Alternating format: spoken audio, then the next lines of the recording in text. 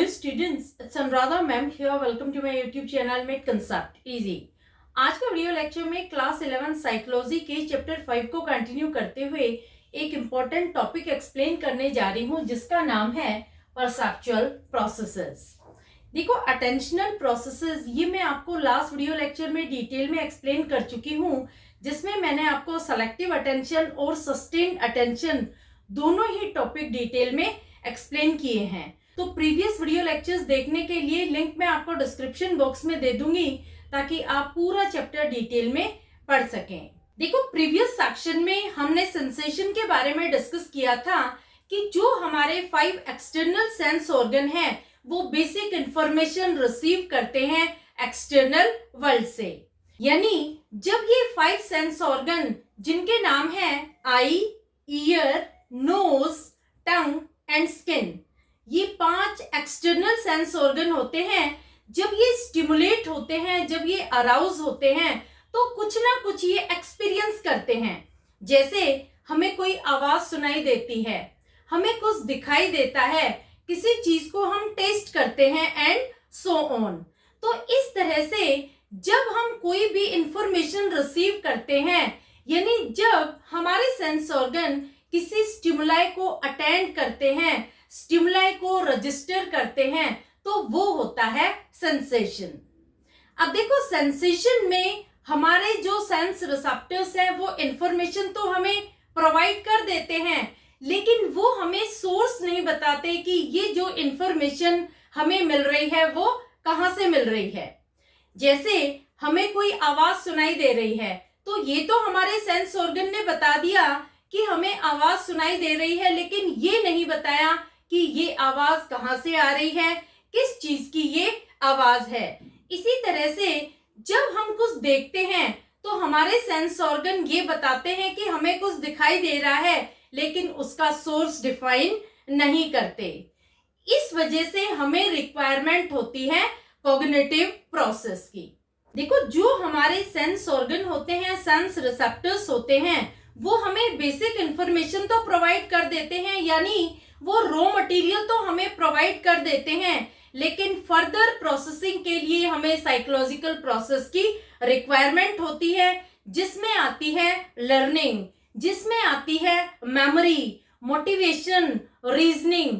तो ये सारी चीजें आती हैं परसेप्शन में। परसेप्शन क्या है? ये एक कॉग्निटिव प्रोसेस है, ये माइंड से रिलेटेड है।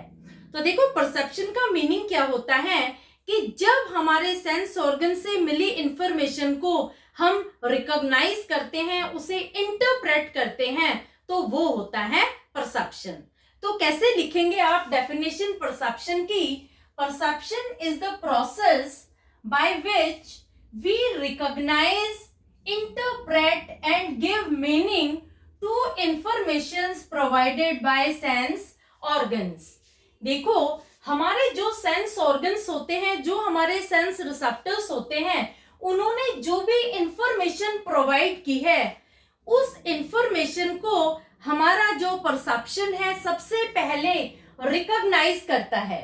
यानी वो सोर्स को फाइंड आउट करता है कि ये इंफॉर्मेशन कहाँ से हमें मिली है। इसके बाद उस इंफॉर्मेशन को वो इंटरप्रेट करता है।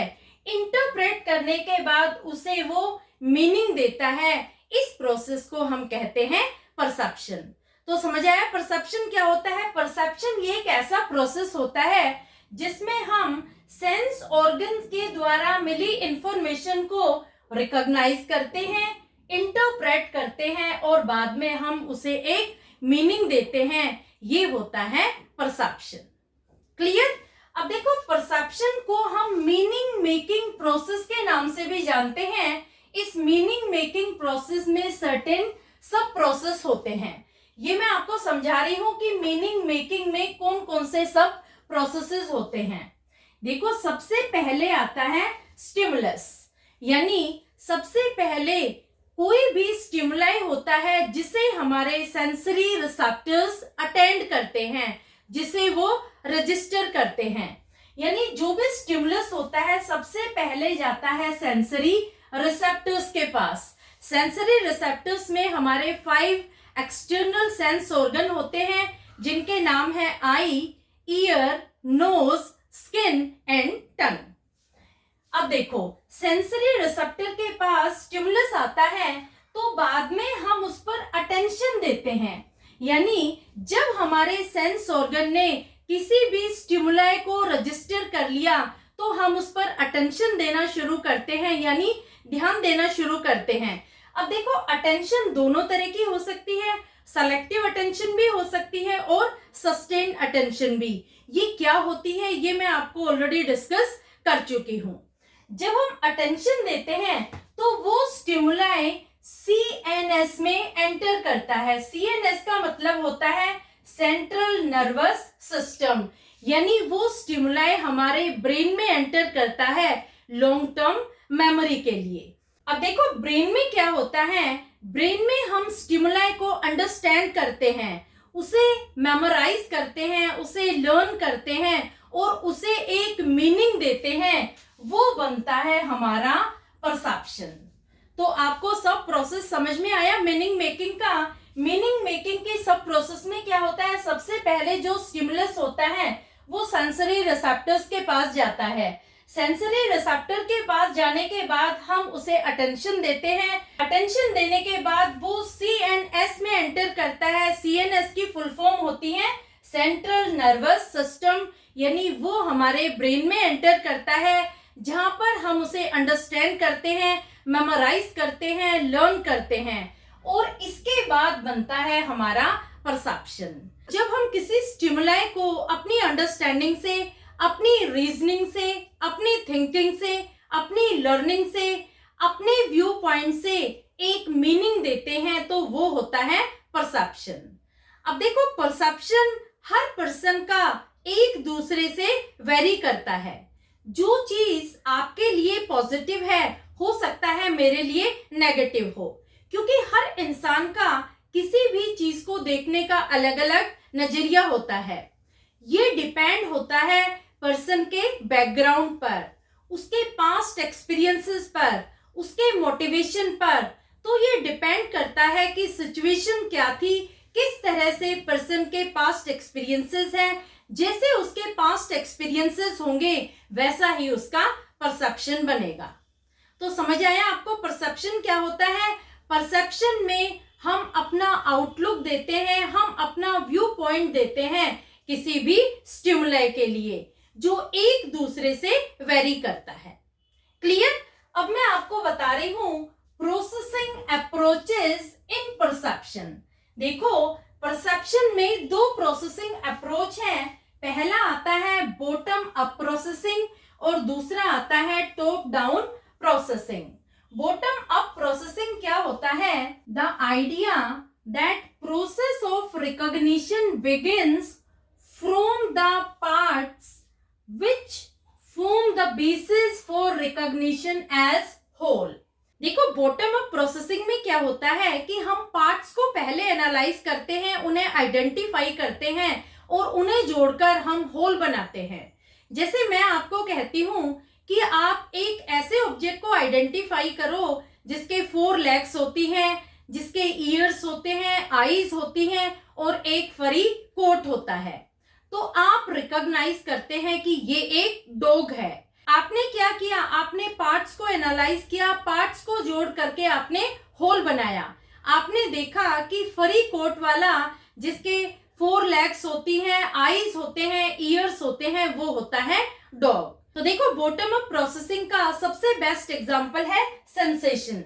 सेंसेशन में क्या होता है कि जो हमारे सेंस रिसेप्टर्स होते हैं वो पार्ट्स को सबसे पहले एनालाइज करते हैं और फिर उन पार्ट्स को जोड़कर एक स्टिमुलाई बनाते हैं और बाद में उस स्टिमुलाई को एनालाइज करते हैं। जैसे देखो, इसे समझने के लिए एक और एग्जांपल देती हूँ। सपोज आपको अपने फ्रेंड से मिलने जाना है।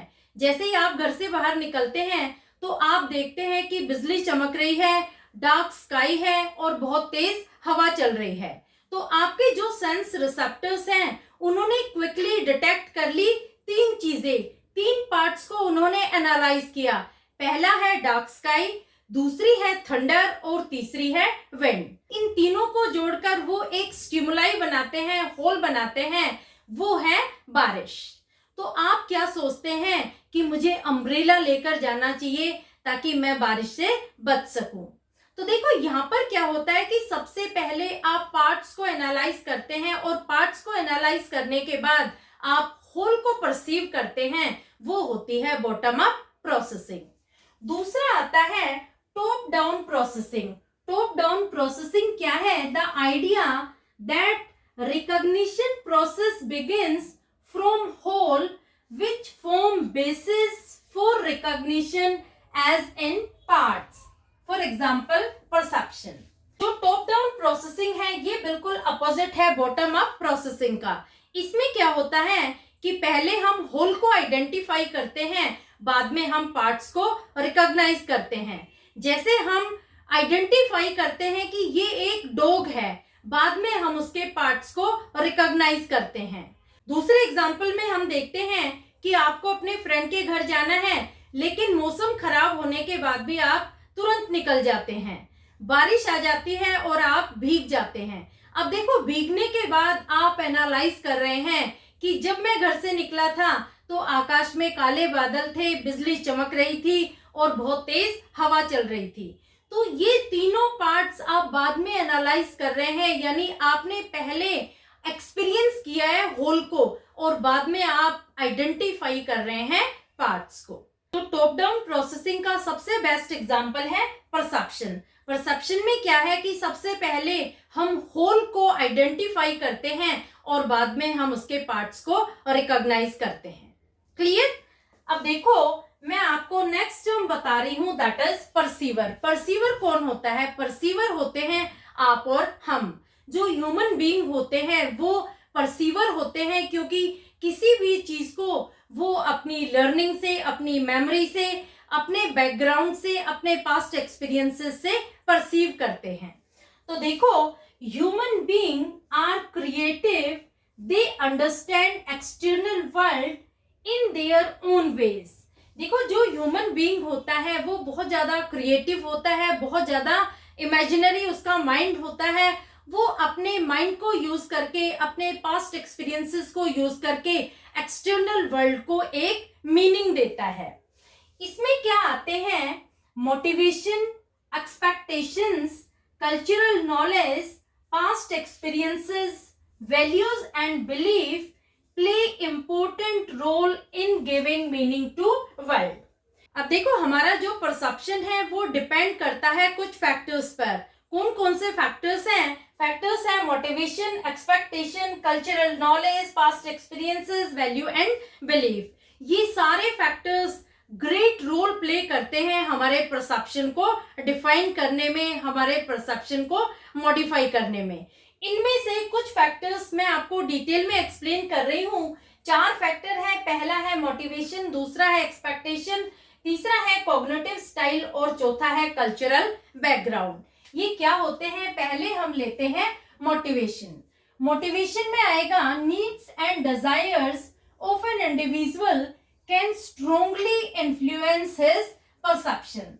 देखो, एक पर्सन की क्या नीड है, क्या उसकी डिजायर है, ये बहुत स्ट्रांगली इन्फ्लुएंस करता है उसके परसेप्शन पर। जैसी आपकी नीड्स होगी वैसा ही आपका परसेप्शन होगा। जैसे देखो, for example, a hungry person is more likely to perceive pictures of food items।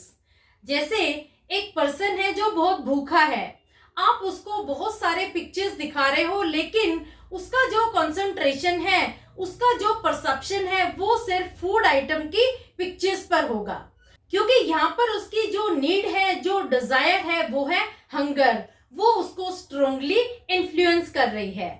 तो जैसी हमारी नीड होती है, जैसी हमारी डिजायर होती है, वैसा ही हमारा परसेप्शन होता है। दूसरा आता है एक्सपेक्टेशन। एक्सपेक्टेशन में आएगा a strong tendency to see what we expect to see. देखो, जैसी हमारी एक्सपेक्टेशन होती है वैसा ही हमारा परसेप्शन बन जाता है। हमारी एक स्ट्रॉन्ग टेंडेंसी बन जाती है जो हमारी एक्सपेक्टेशन होती है उसके लिए। जैसे फॉर एग्जाम्पल, सपोज आपका फ्रेंड आपसे मिलने आने वाला है, जैसे ही डोर बेल बजती है आप एज्यूम करते हैं कि मेरा फ्रेंड आ गया। हो सकता है कोई दूसरा पर्सन हो, लेकिन आपकी एक्सपेक्टेशन क्या थी? आपकी एक्सपेक्टेशन थी कि आपका फ्रेंड आपसे मिलने आने वाला है, तो वैसा ही आपका परसेप्शन बन गया। आप सोच रहे हैं कि मेरा फ्रेंड आ गया, उसी ने बेल बजाई है। यानी जो चीज आपने एक्सपेक्ट की थी उसी के अकॉर्डिंग ही आपका परसेप्शन बन जाता है। जैसे for example, if your milkman delivers your milk daily at 5:30 a.m. Any knocking at the door around this time is assumed the presence of milkman. जैसे देखो, आपका जो दूध वाला है रोजाना आपको सुबह 5:30 बजे दूध डिलीवर करता है, तो उस समय आपके दरवाजे पर कोई भी आवाज आती है, आपकी डोरबेल बजती है, तो आप क्या सोचते हो? आपका परसेप्शन क्या होता है कि दूध वाला होगा। चाहे और किसी ने बेल बजाई हो, लेकिन आपकी एक्सपेक्टेशन क्या है कि इस समय दूध वाला आता है दूध देने के लिए, तो उसी ने बेल बजाई है। तो एक्सपेक्टेशन में क्या होता है कि जैसी हमारी एक्सपेक्टेशन होती है वैसा ही हमारा परसेप्शन होता है। तीसरा आएगा कॉग्निटिव स्टाइल। इसमें दो तरह के लोग आते हैं, एक आते हैं फील्ड डिपेंडेंट पीपल और दूसरे आते हैं field independent people. Field dependent people कौन होते हैं? ऐसे लोग जो होल को पहले परसीव करते हैं और बाद में पार्ट्स को परसीव करते हैं, और फील्ड इंडिपेंडेंट होते हैं जो पहले पार्ट्स को परसीव करते हैं और बाद में होल को परसीव करते हैं। ये मैं आपको ऑलरेडी डिस्कस कर चुकी हूँ विद एग्जांपल। तो आप इनमें कैसे लिखेंगे? Field dependent people see the world in its totality. यानी ये वो लोग होते हैं जो सबसे पहले होल को परसीव करते हैं और बाद में उनके पार्ट्स को एनालाइज करते हैं। और जो फील्ड इंडिपेंडेंट पीपल होते हैं, they perceive the world by breaking it in small parts. वो क्या करते हैं कि पहले जो स्टिमुलाई होता है उसको छोटे छोटे पार्ट्स में ब्रेक कर देते हैं और बाद में उन पार्ट्स को परसीव करने के बाद वो उसका एक होल बनाते हैं। क्लियर? ये आप समझ गए होंगे अच्छे से, क्योंकि ऑलरेडी डिस्कस कर चुकी हूँ। दो एग्जाम्पल दिए थे, एक डॉग का एग्जाम्पल दिया था और दूसरा मैंने बारिश का एग्जाम्पल दिया था। और जो चौथा फैक्टर है वो है कल्चरल बैकग्राउंड। कल्चरल बैकग्राउंड में आता है different experience and learning in different cultural setting influence our perception. देखो, ये बहुत इंपॉर्टेंट है। जैसा हमारा बैकग्राउंड होता है, जैसा हमारा कल्चर होता है, जैसा हमारा एनवायरनमेंट होता है, वैसा ही हमारा परसेप्शन होता है। इसमें आप एग्जांपल दे देना, Eskimos have been found to make distinction among varieties of snow which we can't. देखो, जो एस्किमोज होते हैं वो बर्फ वाली जगह रहते हैं, तो वो बहुत जल्दी वैरायटी ऑफ स्नो में डिफरेंशिएट कर सकते हैं, डिस्टिंक्शन कर सकते हैं, जो हम नहीं कर सकते, क्योंकि उनके कल्चर में यही चीज है। उनका जो एनवायरनमेंट है वो बर्फ वाला एनवायरनमेंट है, वो इग्लू में रहते हैं, तो वहां पर उन्हें एक्सपोजर होता है वैरायटी ऑफ स्नो का। क्लियर? इसका एक और एग्जांपल दे देना, जैसे हडसन ने अफ्रीकन सब्जेक्ट पर एक्सपेरिमेंट्स किए थे। उन्होंने अफ्रीका के कुछ छोटे छोटे बच्चे लिए, उनको कुछ पिक्चर्स दिखाई। पिक्चर में जो ऑब्जेक्ट थे, बच्चे उन ऑब्जेक्ट्स को आइडेंटिफाई नहीं कर पा रहे थे, ना ही पिक्चर में वो डिस्टेंस को समझ पा रहे थे। ऐसा क्यों हो रहा था? हो सकता है उन बच्चों को पहले इस तरह का एक्सपोजर नहीं हुआ हो, उन बच्चों को इस तरह की पिक्चर्स फोटोज नहीं दिखाई गई हो, तभी बच्चे पिक्चर्स में उन ऑब्जेक्ट्स को नहीं पहचान रहे थे जो उन्हें दिखाए जा रहे थे। दूसरा, वो डिस्टेंस को भी नहीं समझ पा रहे थे। जैसे एक बिल्डिंग के पास ट्रीज दिखाए गए थे, एक बिल्डिंग से दूर ट्रीज दिखाए गए थे, तो वो बच्चे दोनों ही पिक्चर्स को एक जैसी कंसिडर कर रहे थे, वो डिस्टेंस को समझ नहीं पा रहे थे। तो ये डिपेंड होता है हमारे कल्चरल बैकग्राउंड पर, हमारे पास्ट एक्सपीरियंसेस पर। जैसे कल्चर से, जैसे एनवायरनमेंट से हम बिलोंग करते हैं, उसके अकॉर्डिंग ही हमारा परसेप्शन डेवलप होता है। तो होपफुली आपको परसेप्चुअल प्रोसेस समझ में आ गया होगा। चारों फैक्टर्स जो परसेप्शन को इन्फ्लुएंस करते हैं ये समझ में आ गए होंगे। देखो, बहुत इंपॉर्टेंट टॉपिक है। इस टॉपिक में से डेफिनेटली आपके एग्जाम में क्वेश्चन पूछा जाता है।